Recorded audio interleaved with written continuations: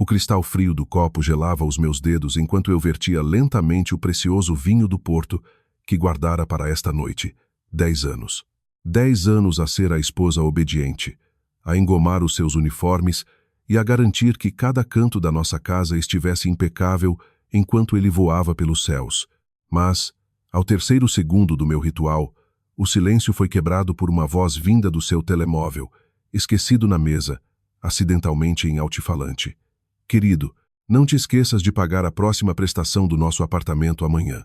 Senão, ainda vamos dormir na rua depois da nossa noite tão quente no hotel. A voz era de Iris, a hospedeira de bordo que ele sempre elogiava pela sua diligência. Cada palavra dela era como gotas de ácido a corroer lentamente a minha identidade. Atrás de mim, ouvi a porta a abrir e o som familiar dos sapatos de Vasco. Trazia um ramo de rosas vermelhas. O seu rosto exibia um sorriso enganador, como se fosse o homem mais fiel do mundo. Feliz aniversário, Elara. Para a mulher mais bonita e importante da minha vida, disse ele, aproximando-se para me beijar na face. Não me mexi, não deixei que as minhas mãos tremessem. Em vez de aceitar as flores, peguei no copo de água gelada ao lado do decantador de vinho. E, sem hesitar, derramei-o diretamente no seu rosto. As rosas caíram ao chão e a água escorreu do seu nariz para a sua gravata cara. Elara, qual é o teu problema? Estou cansado do voo. É assim que me recebes? A sua voz mudou rapidamente do carinho para a defensiva. O meu problema, Vasco? Ou o nosso problema? Olhei diretamente nos seus olhos, um olhar gelado que o silenciou. Ouvi tudo. O apartamento, a prestação e a vossa noite, quente com a Iris. Não tentes manipular-me na minha própria casa. Vasco pensou rapidamente. Os seus olhos vagueavam, procurando uma desculpa. Elara, ouve. São apenas assuntos de trabalho. Tive de a ajudar porque ela está com um problema familiar. Faz parte da minha responsabilidade como comandante cuidar da minha tripulação. Não sejas paranoica. Sorri ligeiramente, um sorriso sem calor. Dentro do meu peito, o amor que antes ardia transformara-se completamente em cinzas. E dessas cinzas, nasceu uma raiva racional. Lembrei-me de todos os meus sacrifícios, de ter abandonado a minha própria carreira de advocacia para apoiar o seu sonho de se tornar comandante, enquanto ele estava ocupado a construir outra vida pelas minhas costas. A verdade era clara. Eu tinha sido apenas a escada para a sua ascensão e agora ele estava pronto para me descartar. Responsabilidade? Desde quando é que pagar a casa da tua hospedeira de bordo faz parte da descrição de funções de um piloto? Peguei num envelope pardo debaixo de uma base para copos na mesa e coloquei-o entre nós. Não estou paranoica, Vasco. Estou preparada. Os seus olhos arregalaram-se ao ver as palavras processo de divórcio escritas a tinta preta. Ele tentou agarrar a minha mão. A sua voz já tremia de medo. Elara, estás a cometer um erro. Não faças isto. Pensa na nossa filha. Pensa na nossa imagem perante a tua família. Não uses a minha filha para esconder a tua sujeira. Respondi, cada palavra como um bisturi afiado a dissecar a sua persona. E quanto à imagem, é preferível ser uma família desfeita do que viver numa casa cheia de mentiras. Vasco, não perdeste apenas a tua esposa esta noite. Virei-me e caminhei em direção à janela, observando as luzes de Lisboa que pareciam pequenas feridas na escuridão. Senti o peso da sua presença atrás de mim, a sua respiração desesperada, mas ele já não tinha poder sobre mim. Cada lágrima que deveria ter caído foi contida, substituída por um plano, por uma estratégia e pelo desejo de ver tudo o que ele construiu com o meu sofrimento desmoronar-se. O que queres dizer? Perguntou ele, a sua voz quase um sussurro de terror. Encarei-o novamente, a minha expressão vazia, sem vestígios de misericórdia.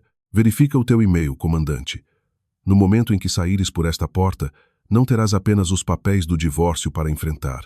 Enviei uma cópia de todas as tuas transferências bancárias para a Iris e os registros de voo de ambos para os recursos humanos da tua companhia aérea. Em 24 horas, a tua licença, o teu nome e a tua carreira vão desaparecer como fumo. Vasco ficou petrificado. A cor do seu rosto desvaneceu-se, substituída pela palidez de alguém que se apercebe tarde demais da sua própria armadilha. Naquele momento eu sabia que a guerra estava apenas a começar e eu tinha todas as cartas na mão. Sai. Foi a minha última palavra antes de voltar a olhar para fora. Antes que eu me lembre de ligar para a segurança do prédio. E não tentes mexer nas contas. Já avancei com uma providência cautelar cível esta tarde. O único som que ouvi foi o batimento acelerado do meu próprio coração e o silêncio pesado de um lar que tinha desabado por completo, enquanto a sombra de Vasco se afastava lentamente da porta que nunca mais se abriria para ele. A manhã no meu escritório de advocacia era geralmente preenchida pelo cheiro de café acabado de moer e pelo som suave dos dedos nos teclados. Mas essa paz desapareceu abruptamente quando a porta do átrio se abriu com violência. Não precisei de me virar para saber quem se atrevia a quebrar a minha concentração. Cada passo dos seus saltos altos era uma declaração de guerra. Iris estava ali, de pé, com os olhos vermelhos e inchados de lágrimas que pareciam meticulosamente ensaiadas. Vestia um vestido branco e fino que a fazia parecer uma vítima inocente no meio de um mundo cruel. Atrás dela, as minhas secretárias não sabiam o que fazer, enquanto alguns clientes na sala de espera começavam a cochichar. Elara, como pode ser tão cruel? A sua voz tremia, alta o suficiente para que todos ouvissem. Eu sei que estás zangada com o Vasco, mas por que envolver o trabalho dele e o meu? Eu estou grávida, Elara. Carrego um filho do Vasco no meu ventre. E é isto que nos fazes? Uma técnica familiar. Desempenhar o papel de vítima em público para ganhar a simpatia da multidão. Vi os olhares de julgamento de algumas pessoas ao redor. Pensavam que eu era uma esposa cruel e sem coração, mas não sabiam que a mulher à sua frente era uma serpente disfarçada de pomba. Levantei-me lentamente da minha cadeira ergonômica. Não gritei. Também não mostrei qualquer emoção no meu rosto. Em vez disso, aproximei-me dela e olhei-a diretamente nos olhos. Estás a fazer uma cena no meu escritório de advogados, Iris. Se queres uma performance, vai para um teatro. Não aqui. Não estou a atuar. Sinto-me tonta, Elara. O bebê. Ela agarrou-se à borda da minha secretária, como se fosse desmaiar a qualquer momento. Como tiveste coragem de congelar as contas do Vasco? Não temos dinheiro para pagar a consulta no hospital. Estás assim tão desesperada para nos magoar? Ouvi um suspiro suave vindo da plateia improvisada. Sorri docemente. O tipo de sorriso que faz o inimigo sentir que caiu na armadilha. Interessante, disse eu, num tom baixo. Dizes que estás grávida do meu marido. Uma grande revelação para todos aqui. Peguei no meu tablet da secretária e deslizei rapidamente pelo ecrã. Conectei-o ao grande monitor no nosso átrio, que geralmente exibia os prêmios do escritório. Com um toque, apareceu uma digitalização de um documento médico. Este é um relatório do investigador privado que contratei, disse eu, enquanto a cor desaparecia lentamente do rosto de Iris. Ele descobriu a tua pequena farsa. Sabes, é difícil alegar uma gravidez quando os registros públicos de um antigo processo de seguro provam que foste submetida a uma laqueação de trompas. Por outras palavras, Iris, não podes ter filhos. Então, diz-me, é um milagre ou apenas mais uma das tuas mentiras patéticas? O silêncio no escritório tornou-se pesado como chumbo. As lágrimas que antes corriam pelo rosto de Iris pararam de repente. A sua boca abriu-se, mas nenhuma palavra saiu. As pessoas que antes sentiam pena dela começaram a murmurar palavras como vigarista e mentirosa. Que pena a tua atuação, Iris. Não há nenhum produtor aqui para te contratar, acrescentei, aproximando-me dela, a minha voz baixa o suficiente para que apenas ela ouvisse. Não tentes usar a moralidade contra mim.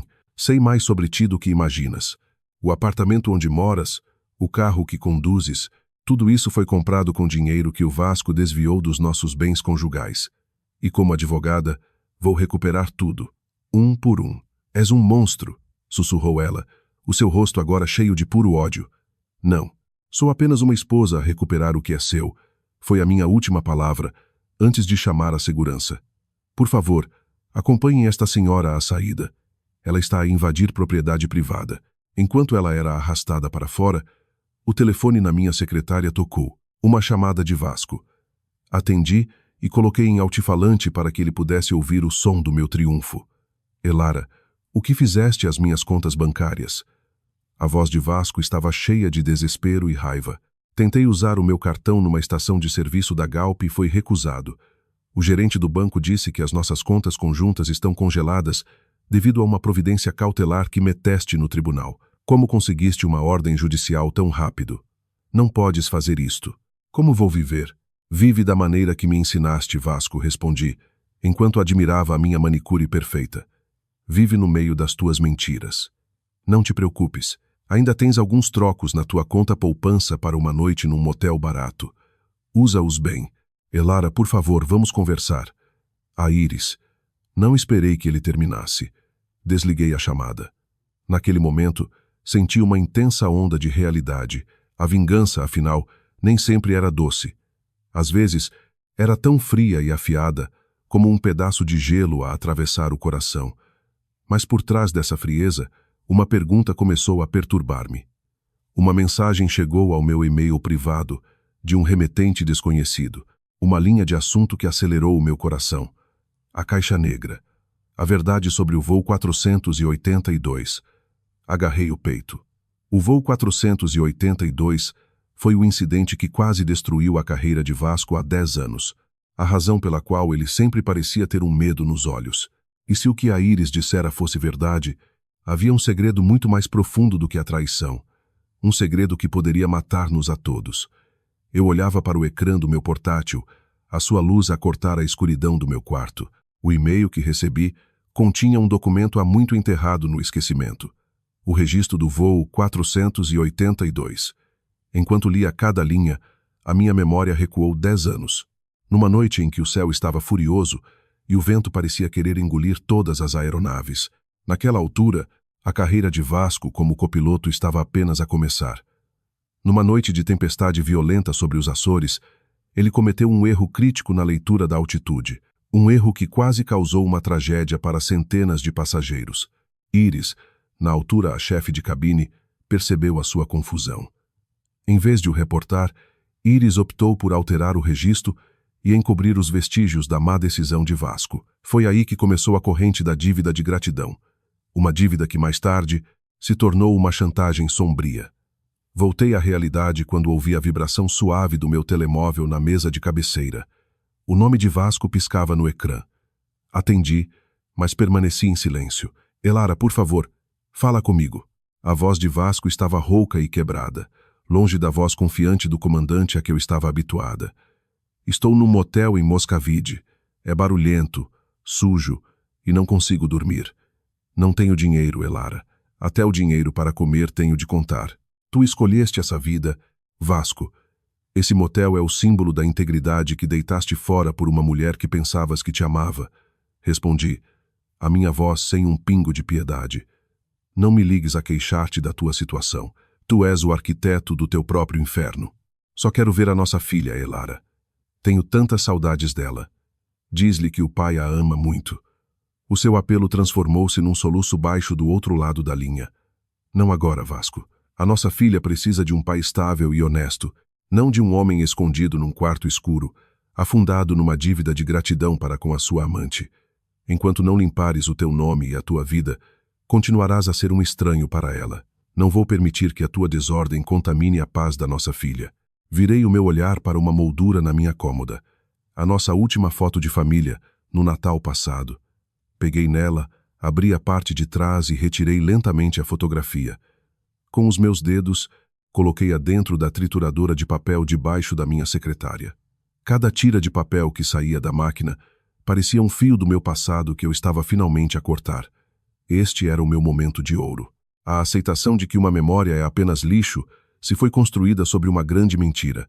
Elara, não entendes. A Iris tem um documento, gritou Vasco, parecendo perder o controlo. Se a companhia souber do voo 482, não perco apenas o emprego. Posso ser preso. É por isso que não a consigo deixar. Tenho medo. Medo? É a isso que chamas traição? Medo não é desculpa suficiente para profanar o nosso juramento perante o altar. Foi a minha resposta fria. Se fosses um homem de verdade, terias enfrentado o teu erro há 10 anos. Mas escolheste ser prisioneiro da Iris, e agora o nosso casamento tornou-se um dano colateral da tua cobardia. O que faço, Elara? Ajuda-me. Eu já não sou a tua salvadora, Vasco. Começa a enfrentar os demônios do voo 482 sozinho. Desliguei o telefone e olhei novamente para o e-mail que tinha recebido. Havia um link no final da mensagem, um ficheiro de vídeo encriptado. Quando o abri, a minha respiração tornou-se ainda mais pesada. Não se tratava apenas do erro de Vasco. O vídeo mostrava uma sabotagem deliberada no motor do avião antes mesmo de ele descolar. Uma sabotagem com a assinatura de Iris no registro de manutenção. A minha mão apertou-se lentamente no rato. O que eu pensava ser uma simples história de dívida de gratidão era, na verdade, uma enorme conspiração criminosa. Iris não era apenas uma amante, era uma potencial assassina que usou Vasco para encobrir o seu próprio crime. Uma mensagem apareceu de repente no ecrã do remetente desconhecido. Estás pronta para saber a quem realmente pertence o voo 482? Encontramo-nos no hangar abandonado em Montijo às 2h. Não tragas ninguém se queres que o teu marido continue vivo. O nervosismo no meu peito foi substituído por uma determinação fria. Se a Iris pensava que era a única que sabia jogar sujo, estava enganada. A rosa de aço estava pronta para mostrar os seus espinhos. O cheiro a leitão assado e a música animada da festa lá fora pareciam uma piada cruel para o meu estado de espírito atual. Era a festa anual na quinta dos meus pais, perto de Sintra, um evento que reunia as famílias proeminentes de Lisboa. Mas para mim, era o palco onde eu iria terminar o teatro que Vasco e Iris começaram. Eu estava no meio do salão principal, vestindo um fato preto que parecia simbolizar o luto pelo meu casamento morto. Cada feliz aniversário dos convidados que ainda não sabiam a verdade era respondido com um sorriso formal. Até que a grande porta se abriu e Vasco entrou. Não era o capitão elegante que todos admiravam. O seu fato parecia mal passado e os seus olhos estavam fundos e cansados. Elara, precisamos de falar. Vou enfrentar os teus pais. Vamos resolver isto, sussurrou ele, tentando agarrar o meu cotovelo. Antes que eu pudesse responder, um choro alto foi ouvido da entrada da quinta. Iris entrou, usando um vestido branco simples, com o cabelo desgrenhado e segurando uma pilha de papéis. Todos os olhos se viraram para ela. As risadas felizes foram substituídas por um silêncio ensurdecedor. Olhem para ela. A grande doutora Elara quer destruir-nos, gritou Iris, com a voz embargada, encostando-se dramaticamente à ombreira da porta, chorando para que todos os convidados ouvissem. Ela é o monstro aqui. Está a ameaçar a minha vida e a vida do nosso futuro filho com o Vasco. Usou o seu poder para nos deixar passar fome. Senti o aperto de Vasco no meu braço. Elara, o que é que ela está a fazer aqui? Manda-a embora, ordenou ele. Mas a sua voz estava cheia de medo de que ele fosse permanentemente riscado da lista de pessoas respeitáveis da nossa sociedade. Olhei para a minha mãe Amélia, que estava perto da mesa do buffet. O seu rosto era tão duro como cimento. Os seus olhos ardiam de raiva pela vergonha que esta mulher estava a trazer à nossa família. Mas não me deixei levar pela emoção. Caminhei para o centro. O som dos meus saltos altos no chão de madeira era um aviso. Iris, pensei que já tínhamos acabado com a tua oficina de representação no meu escritório ontem. Comecei, a minha voz calma, mas cada palavra afiada como uma navalha. Queres que todos saibam a verdade? Tudo bem, vou dar-te esse gosto. Peguei no comando da mesa lateral e apontei-o para o grande ecrã LED que normalmente mostrava fotos de família. Em vez de imagens felizes, apareceu um vídeo. Era uma filmagem de uma câmara de vigilância num parque de estacionamento escondido. Mostrava claramente Iris a receber um envelope grosso de um homem, um conhecido falsificador de documentos na indústria da aviação. O que estão a ver é a conspiração da Iris para falsificar os registros do voo 482. Há 10 anos, expliquei a todo o salão. Ela não é uma vítima. Ela é a mentora que tem chantageado o meu marido usando um crime que ela mesma cometeu. E quanto à gravidez, todos os registros que ela mostra vêm desse falsificador. Os murmúrios ao redor tornaram-se um zumbido de abelhas agitadas. Vi o rosto de Iris passar do choro para uma expressão de choque em branco. A sua máscara de vítima caiu por completo. A minha mãe, Amélia, aproximou-se, segurando uma tigela de canja de galinha quente que tirou da mesa. Na frente de todos, a sua mão pareceu escorregar e a sopa quente derramou-se diretamente nos pés de Iris. Este foi o nosso momento de ouro. Uma rejeição silenciosa, mas violenta da minha mãe à sujidade que entrou na nossa casa. Oh, desculpe, o chão fica tão escorregadio quando há lixo espalhado, disse a minha mãe com amargura intensa. Encarei Vasco, que agora estava paralisado de vergonha. Aproximei-me dele e depois dei os 2 beijinhos de cumprimento formais à minha mãe, um símbolo de que, apesar de tudo, a minha honra e respeito pelas minhas origens permaneceriam intactos. Nesta casa, Vasco, a honra é o que mais valorizamos. Não pessoas como vocês, disse-lhe eu. Saiam, antes que eu chame a polícia que está à espera lá fora no portão. Enquanto Vasco arrastava Íris para fora da quinta, no meio dos assóbios e desprezo dos nossos parentes, Íris virou-se. Os seus olhos já não estavam cheios de lágrimas, mas de um ódio escuro e assustador. Isto ainda não acabou. Elara, gritou ela, enquanto era empurrada para um carro. Não sabes o que realmente está escondido no voo 482. O Vasco vai morrer quando souberes toda a verdade, e a tua filha vai culpar-te para o resto da vida. Essa ameaça foi como um vento frio a percorrer a minha nuca.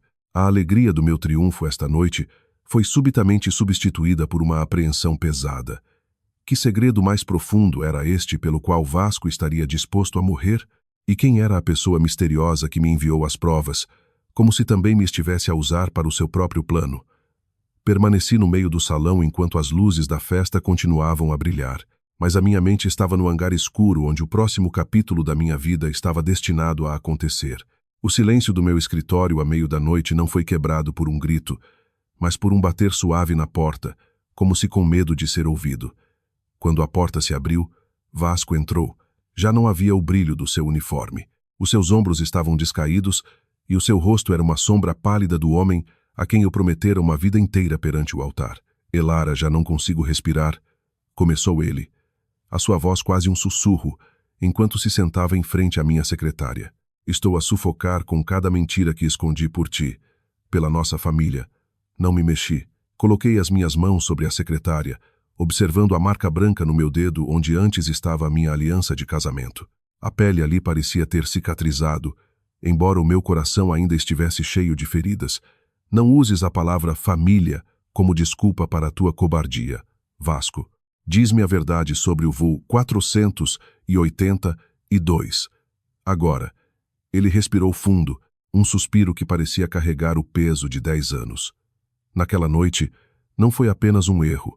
O pai da Íris era o antigo chefe de manutenção da companhia aérea. Foi ele que financiou os meus estudos na escola de aviação quando não tínhamos o que comer. O pai dela ajudou-me no início, mas isso transformou-se numa chantagem doentia, Elara. Eles usaram esse favor para me prender numa teia de corrupção. Senti um frio a percorrer as minhas costas. Em Portugal, as dívidas familiares podem ser uma corrente difícil de quebrar, mas a deles era mais do que tradição. Era um veneno. No voo 482, houve uma falha no motor que a Íris já tinha reportado ao pai dela há muito tempo. Mas não foi reparada para a companhia poupar dinheiro, continuou Vasco, os seus olhos a encherem-se de lágrimas. Quando o incidente aconteceu, a Íris usou essa oportunidade para fazer parecer que o erro foi todo meu. Ameaçou-me. Se eu não a obedecesse, eles divulgariam um registro a dizer que eu estava bêbado ou que fui negligente em serviço. Eu protegi a minha carreira e o teu nome. Proteção? Ri-me brevemente. Um som sem alegria. A isso chama-se fazer um pacto com o diabo, Vasco. Deixaste que ela se tornasse tua amante por causa de uma dívida. Deixaste que ela profanasse o nosso casamento por medo. Preferiste a tua imagem à verdade. Levantei-me e fui até a janela, observando o vasto céu, que parecia ter sido testemunha de toda a sua traição. Aquela foi a machadada final.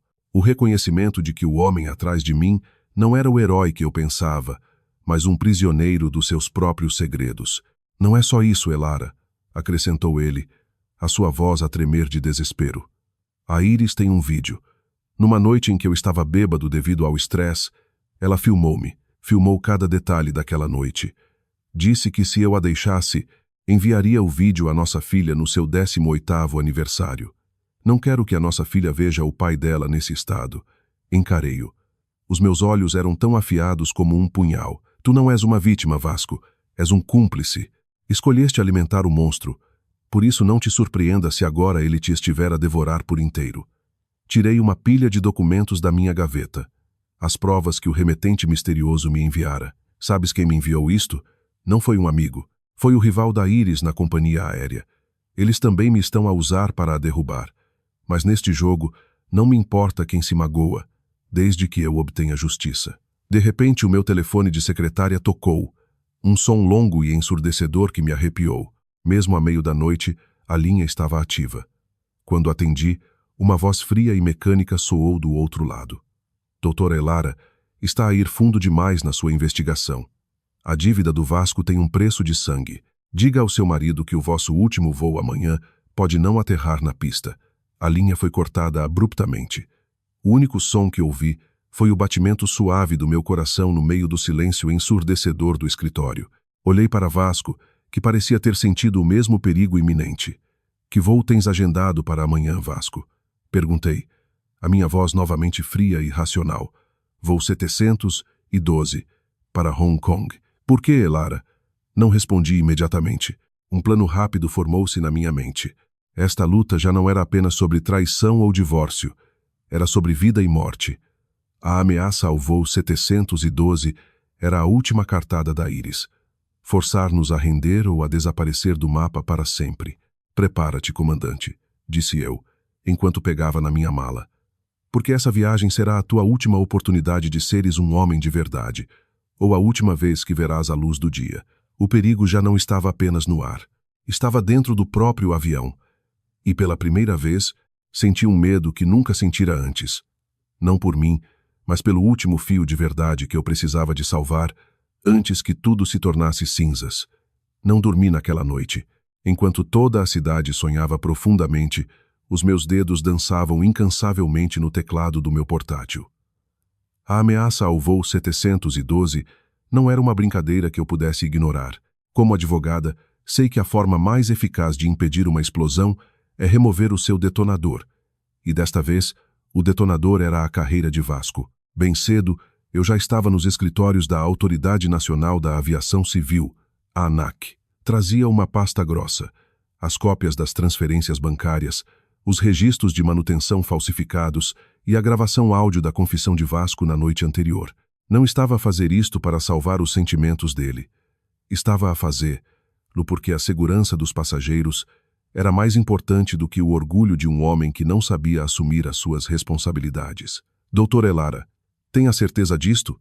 Perguntou o chefe da segurança, a sua voz cheia de dúvida. O comandante Vasco é um dos nossos melhores pilotos. Isto será um grande escândalo para a companhia aérea. Um avião despenhado por causa da chantagem de uma hospedeira de bordo sobre o seu piloto será um escândalo maior, foi a minha resposta firme. Estou a pedir a suspensão imediata de emergência da sua licença. Aqui está a ordem judicial para uma providência cautelar contra Iris Santos. Ela está proibida de entrar em qualquer terminal de aeroporto a partir de hoje.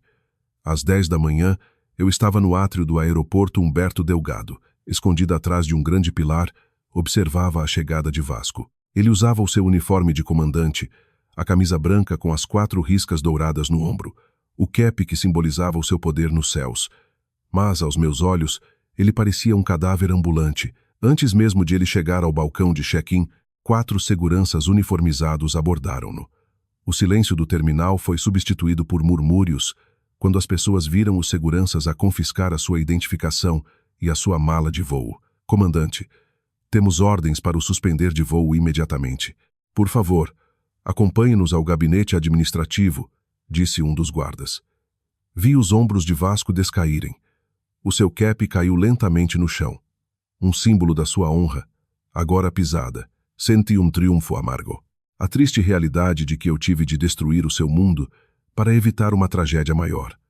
Não havia lágrimas nos meus olhos, apenas a frieza de uma decisão racional.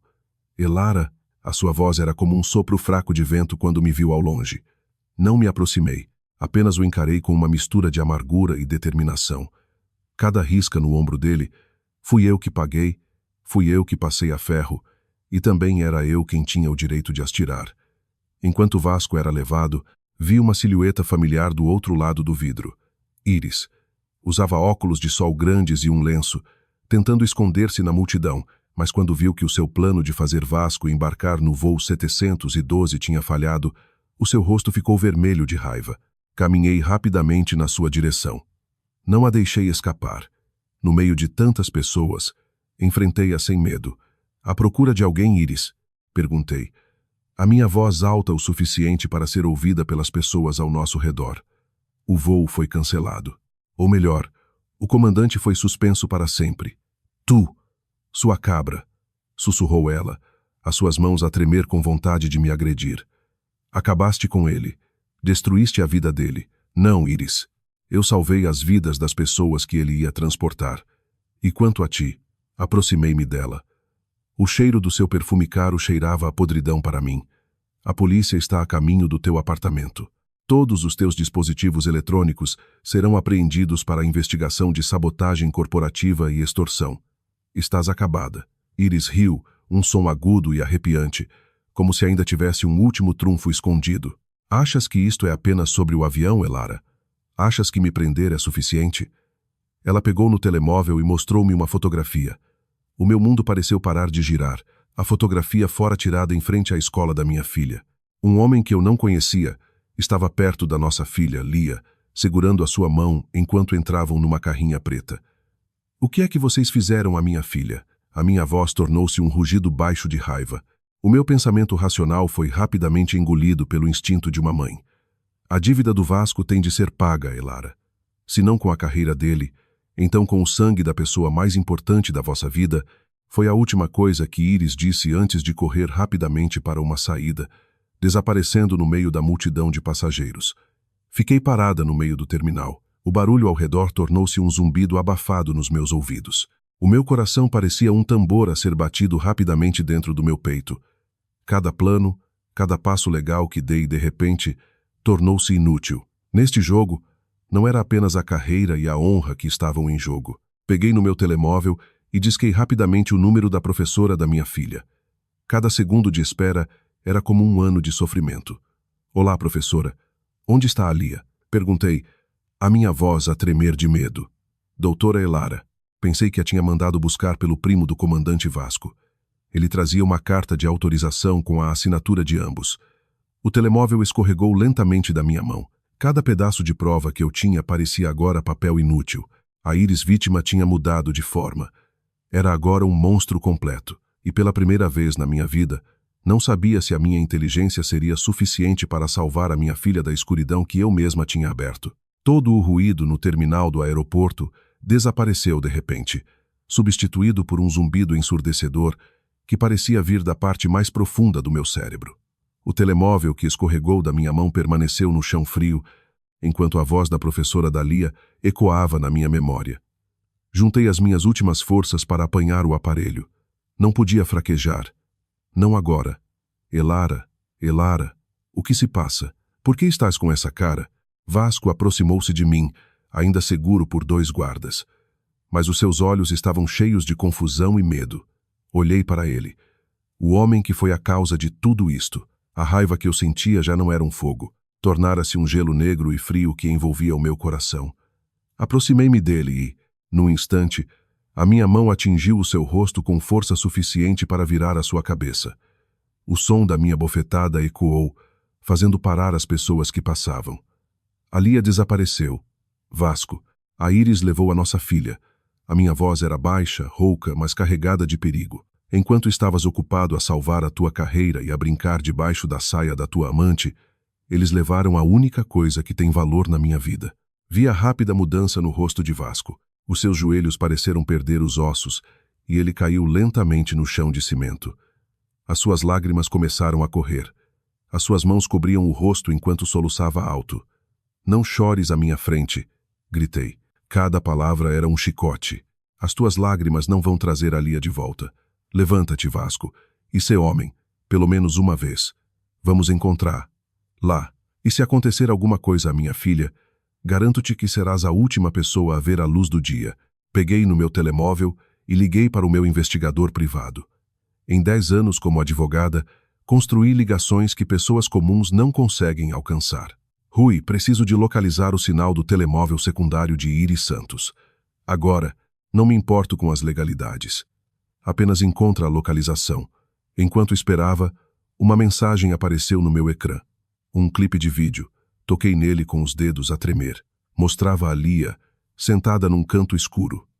As mãos atadas, mas sem venda nos olhos. A minha filha corajosa não estava a chorar. Olhava para a câmara com uma firmeza intensa, a mesma firmeza que eu lhe ensinara. Olá, doutora.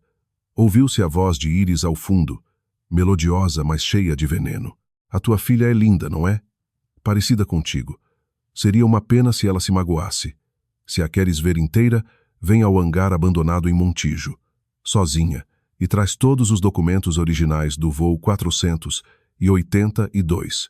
Um movimento em falso, Elara, e nunca mais vais ouvir a voz dela. Este era o meu momento de ouro. O momento em que o medo foi completamente substituído por um plano racional e mortífero. Tirei a minha arma do compartimento secreto da minha mala, algo que eu carregava para proteção, mas que agora seria o instrumento da minha justiça. Vasco, levanta-te, ordenei. Conduz. Vamos para Montijo. Mas quando chegarmos lá, vais fazer exatamente o que eu disser. Sem drama, sem súplicas. Vamos fazer isto de uma forma que aquele monstro não espera. Elara, eles podem magoar a Lia. Talvez devêssemos chamar a polícia, sugeriu Vasco, a voz a tremer, enquanto entrávamos no carro. A polícia seguirá o protocolo. O protocolo leva tempo. Não temos tempo, Vasco, respondi, enquanto verificava rapidamente o meu GPS. A Iris está a agir por desespero. Uma pessoa desesperada comete erros. Além disso, já partilhei a nossa localização em tempo real com o Rui e com o meu contacto secreto na companhia. Eles saberão quando agir. E esta noite, eu não tenho medo. Enquanto percorríamos a estrada escura em direção a Montijo, cada volta da roda parecia um passo em direção ao abismo. A minha mente começou a analisar cada ângulo do antigo hangar. Eu conhecia aquele lugar. Foi ali que todas as mentiras de Vasco começaram. E seria ali que eu terminaria cada fio da maldição de Iris. Uma última mensagem chegou do Rui. Doutora, o sinal vem do hangar 5. Mas tenho um aviso. Não é só a Iris que está lá. Eles têm 3 homens com eles. Parecem ser capangas contratados pelo pai dela no submundo. Apertei o meu saco com mais força. Isto não era apenas uma missão de resgate. Era um julgamento. A rosa de aço já não era apenas afiada. Estava pronta para matar pela sua raiz. Acelera, Vasco, disse eu, enquanto observava o amanhecer que parecia da cor do sangue no horizonte. Porque antes que o sol se ponha hoje, vou garantir que não reste nenhuma sombra da Iris na nossa vida. O cliffhanger final. Quando nos aproximamos do hangar, vi um fumo denso a sair de dentro. O meu coração parecia prestes a explodir de ansiedade. Teriam eles incendiado o lugar? Ou era apenas uma isca para nossa chegada? O cheiro a borracha queimada e o fedor a petróleo bruto receberam-nos quando saímos do carro. O fumo que vinha do interior do hangar 5 não era de um grande incêndio, mas de pneus deliberadamente incendiados na entrada da porta. Um jogo psicológico para subjugar as nossas mentes. Mas a cada passo que eu dava no cimento áspero, o único som que ouvia era o batimento rápido, mas controlado do meu coração. Elara, isto pode ser uma armadilha. Não vamos entrar assim, sussurrou Vasco, a voz a tremer, atrás de mim. Ouve, Vasco. Encarei-o com olhos faiscantes. Tu vais entrar pela frente. Usa todo o teu talento para suplicar. Mostra-lhes o comandante Vasco, fraco e desesperado. É um papel que conheces bem, não é? Enquanto eles estiverem ocupados contigo, eu contorno por trás. Ele não conseguiu responder quando o empurrei em direção à luz da entrada. Movi-me rapidamente, passando ao lado dos tanques de óleo enferrujados. Cada respiração minha era cuidadosa, como se não quisesse perturbar o silêncio da morte que envolvia o lugar. Encontrei uma pequena porta de ventilação na parte de trás. Usando a ponta da minha arma, levantei lentamente o trinco sem fazer qualquer ruído. Lá dentro, no meio do vasto e escuro hangar, vi a Lia. Estava sentada numa cadeira sob uma única lâmpada. Ao lado dela, Iris, segurando um longo pedaço de ferro. 2 homens com os rostos cobertos estavam de cada lado, criminosos contratados para fazer o trabalho sujo. Vasco, pensei que não vinhas. A voz de Iris ecoou, cheia de uma alegria louca.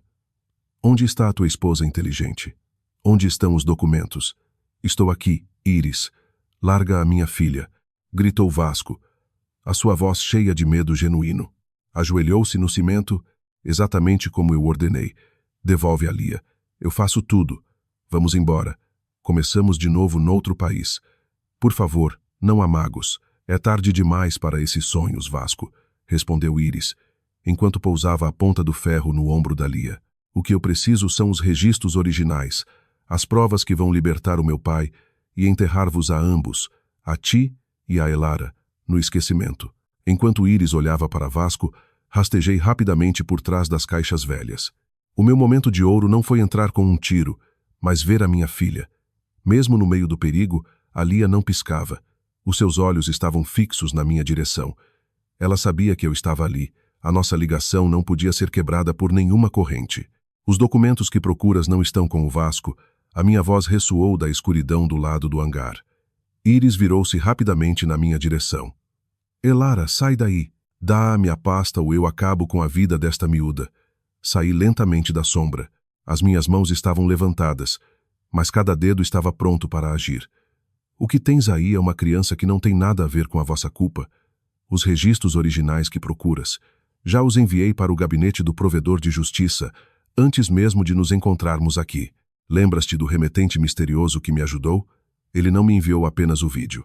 O que tenho agora dentro desta mala é uma cópia da confissão que o teu próprio pai assinou hoje na prisão, depois de ser confrontado com as novas provas de que lhe ordenaste que sabotasse o voo 482. Estás a mentir, gritou Íris, o seu rosto vermelho de raiva e desespero. O meu pai não faria isso. Um pai que quer redimir-se dos seus erros faria, foi a minha resposta fria, enquanto me aproximava lentamente. Íris, o jogo acabou. A rede de corrupção em que te apoias. Liguei para a autoridade tributária e para a unidade de informação financeira. Todas as contas deles estão a ser investigadas neste momento. Já não lhes serves para nada. Vi a hesitação nos homens que acompanhavam Íris. Olharam um para o outro, como se estivessem a pensar se deveriam continuar a aventura com uma mulher que parecia conhecer todas as brechas da lei e das suas vidas. Traidores, gritou Íris aos seus homens, mas era tarde demais. Um dos homens recuou lentamente, deixando Íris sozinha no meio do hangar.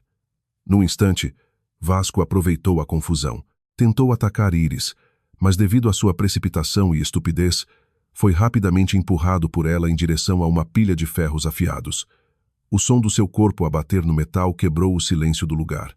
Pai, gritou a Lia, a primeira vez que ouvi a sua voz naquela noite, mas não olhei para Vasco. O meu foco permaneceu em Íris, que agora segurava um pequeno controlo remoto. Um sorriso de vitória apareceu nos seus lábios. Um sorriso que dizia que, mesmo que perdesse, levaria alguém consigo para o abismo. Se eu não vencer, ninguém sai vivo deste hangar. Foi a última coisa que Íris disse antes de pressionar o botão. Uma série de pequenas explosões ocorreu ao redor dos suportes do hangar. Os pilares de aço começaram a ruir e o teto começou a desabar lentamente no meio de onde estávamos. O pó e o fumo envolveram tudo, fazendo-me perder de vista a Lia e a Íris. Fiquei parada no meio dos destroços a cair. À minha esquerda, a minha filha, ainda amarrada. À minha direita, o meu marido, ensanguentado e imóvel. E à minha frente, o monstro pronto para se matar apenas por vingança. A quem salvaria primeiro? A parte racional do meu cérebro gritava um nome, mas o medo de que este pudesse ser o nosso último momento era como uma parede pesada a bloquear cada movimento meu. O mundo pareceu parar de girar no meio do ranger do metal e do som ensurdecedor dos destroços a desabar no cimento. Não hesitei. Cada segundo era como um grão de areia a esgotar-se rapidamente numa ampulheta, e eu não tinha intenção de deixar que este lugar se tornasse o nosso túmulo. No meio do pó espesso, apenas um nome ecoava no meu coração. Mas o meu cérebro permaneceu frio como gelo. Lia, gritei, enquanto corria rapidamente para a minha esquerda. Não olhei para Vasco, cuja perna estava presa debaixo de um pesado pedaço de metal. Ouvi o seu gemido de dor, a sua voz a pedir ajuda, mas a minha prioridade era clara. O homem que me traiu tinha força suficiente para respirar, mas a minha filha estava amarrada e indefesa perante a morte. Cheguei a Lia. Usando uma pequena faca tática escondida na minha bota, cortei rapidamente as cordas que lhe prendiam as mãos. O meu único alívio foi quando a abracei rapidamente. Um segundo de calor no meio do inferno. Não havia lágrimas nos seus olhos. Apenas a coragem intensa que ela herdara de mim. Mãe, o pai. Vamos ajudar o pai, sussurrou a Lia. A sua voz tremia, mas era firme. Virei-me para Vasco. O seu rosto estava coberto de sangue e fuligem. Ao lado dele, vi Iris a rastejar, tentando alcançar a pasta que caíra da minha mala no meio da confusão. Aquela mulher louca valorizava mais os papéis do que a sua própria vida. "Dá-me isso", gritou Iris, a sua voz como um disco riscado no meio do barulho do hangar a desmoronar-se. Aproximei-me dela, não para lhe dar a pasta, mas para acabar com a sua ilusão. Com um pontapé rápido, atirei a pasta para longe das suas mãos, diretamente para uma parte do hangar que estava a ser consumida pelas chamas dos tanques explodidos. "Observa, Iris. Observa a única coisa que pensavas que te salvaria transformar-se em cinzas", disse eu com amargura intensa. "Esses documentos são tão inúteis como as tuas promessas ao Vasco. Tudo o que a lei precisa já está nas mãos deles. Já não tens nenhum trunfo, não tens nada." O rosto de Iris ficou pálido. Os seus olhos arregalaram-se em desespero enquanto observava o fogo a consumir a sua última esperança. Naquele momento, outra grande parte do teto começou a desabar, diretamente sobre onde ela estava. Ouviu-se um som forte de cimento e aço a cair. E a última coisa que vi de Iris foram as suas mãos a agarrarem-se desesperadamente ao ar antes de ser completamente soterrada pelos escombros. "Elara, Lia, saiam daqui. Não se preocupem comigo", gritou Vasco. A sua voz estava cheia de arrependimento. "Salva a nossa filha, Elara. Desculpa. Lamento muito por tudo." Olhei para Vasco. Pela primeira vez em muitos anos, vi o verdadeiro Vasco. Não o capitão arrogante, não o homem que se escondia atrás de mentiras, mas um pai disposto a sacrificar-se. Mas eu não ia permitir que ele morresse ali. Não porque ainda o amasse, mas porque ele precisava de enfrentar a justiça da vida. A morte era uma fuga fácil para alguém como ele. "Lia, segura a ponta deste ferro. Vamos usá-lo como alavanca", ordenei. Trabalhamos juntas. O meu pensamento racional analisou rapidamente o ângulo do peso. Com a ajuda de um longo tubo, levantamos lentamente o metal que prendia a perna de Vasco. Cada centímetro que levantávamos era uma batalha entre a nossa força e a gravidade. Com um puxão forte, Vasco conseguiu libertar a perna, embora estivesse partida e ensanguentada. "Levanta-te, Vasco. Não vais morrer assim tão facilmente. Ainda tens muito que pagar no tribunal e a tua filha", disse eu, enquanto o apoiava num ombro, com a Lia do outro lado. Caminhamos rapidamente em direção à saída do hangar. Cada passo era uma corrida contra o tempo. O som dos metais a chocarem e o calor do fogo atrás de nós eram como um monstro a perseguir-nos. Quando saímos pela porta, uma lufada de ar fresco atingiu-nos. Atrás de nós, todo o hangar 5 desabou completamente, criando uma enorme nuvem de poeira que cobriu a luz da lua. Sentamo-nos na relva, longe do perigo. As luzes dos carros da polícia e das ambulâncias começaram a aparecer ao longe, as suas luzes azuis e vermelhas a piscar na escuridão. "Mãe!" A Lia abraçou-me com força, e só então me permiti respirar fundo. Olhei para Vasco, que agora estava a ser tratado pelos primeiros socorristas que chegaram. Ele olhou para mim, com um desejo nos olhos de pedir perdão, de voltar ao que era antes, de consertar tudo, mas o meu olhar permaneceu frio e desviei-o lentamente. Esta vitória não era para o nosso casamento. Esta vitória era para minha filha e para mim. A rosa de aço permaneceu intacta, mas as suas pétalas nunca mais voltariam a ser as mesmas. "Doutora Elara", um oficial da polícia aproximou-se de mim. Encontramos a Iris debaixo dos escombros. "Está gravemente ferida, mas viva. A ambulância já a está a estabilizar. E quanto ao comandante Vasco, precisamos de o levar para o hospital antes de o colocarmos sob custódia." Assenti. "Façam o que têm de fazer. Estarei lá como testemunha e como assistente do Ministério Público nos casos do sindicato." Enquanto observava a ambulância a levar Vasco, uma nova mensagem chegou ao meu telemóvel. Não era de um inimigo, mas do banco. Uma notificação da transferência de todos os ativos de Vasco para um fundo fiduciário para a Lia, com uma assinatura de Vasco feita antes mesmo de irmos para o hangar. Um último ato de arrependimento, ou uma última forma de obter a minha misericórdia, seja qual for a razão, eu sabia que esta viagem tinha terminado. Mas, ao entrar no meu carro com a Lia, vi um carro preto ao longe. O para-brisas era escuro, mas senti um par de olhos a olhar para mim, o remetente misterioso, a pessoa que me deu todos os trunfos. Quem era ele? E que pagamento me pediria agora que a minha vingança estava completa? Eu estava em frente ao espelho da casa de banho branca, a observar o meu próprio reflexo. Os arranhões no meu braço começavam a cicatrizar, mas os meus olhos permaneciam tão claros como cristal. Já não havia medo, nem dúvida. Cada fibra do meu ser parecia ter passado pelo fogo e emergido como aço temperado. Saí da casa de banho e dirigi-me ao quarto onde Vasco estava. Cada passo dos meus sapatos no chão limpo do hospital era como um ritmo de um julgamento iminente. Lá dentro, Vasco estava sentado na sua cama, a perna engessada e o rosto coberto de ligaduras. Ao seu lado, 2 polícias de guarda, um lembrete de que a sua liberdade era apenas temporária. Elara, obrigado por teres vindo.